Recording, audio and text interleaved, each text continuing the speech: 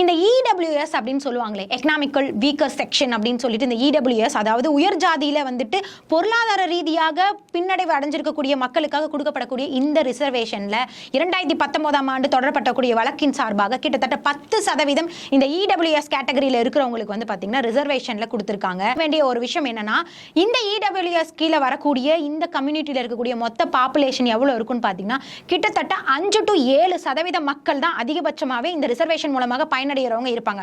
ஆனா அவங்களுக்கு 10% இடஒதுக்கீடு வந்து இதுல கொடுத்திருக்காங்க. அப்ப நல்லா நோட் பண்ணிக்கோங்க. நீங்க ஒரு ஓபிசி கேட்டகரியாக இருந்தாலும் சரி, இல்ல எஸ்சி அண்ட் எஸ்டி கேட்டகரியில இருந்தாலும் வந்து சரி, மொத்தமா பிசிக்குன்னு வரக்கூடியது வந்து பாத்தீங்கன்னா வெறும் 30% தான். எஸ்சிக்கு வந்து பாத்தீங்கன்னா 18%, எஸ்டிக்கு 1% கொடுத்திருக்காங்க. இது இல்லாம மோஸ்ட் பேக்வர்ட் கிளாஸஸ்க்கு வந்து பாத்தீங்கன்னா 20% கொடுத்திருக்காங்க. உங்களுடைய பாப்புலேஷன்லாம் நம்ம கால்குலேட் பண்ணோம்னா அவங்களுக்கு கொடுத்திருக்கக்கூடிய ரிசர்வேஷன் ரொம்பவே ஒரு கம்மியான அளவுல இருக்கும். ஆனா இந்த இடபிள்யூஎஸ் மூலமாக கிட்டத்தட்ட 10% இடஒதுக்கீடு கொடுத்திருக்காங்க பாத்தீங்களா.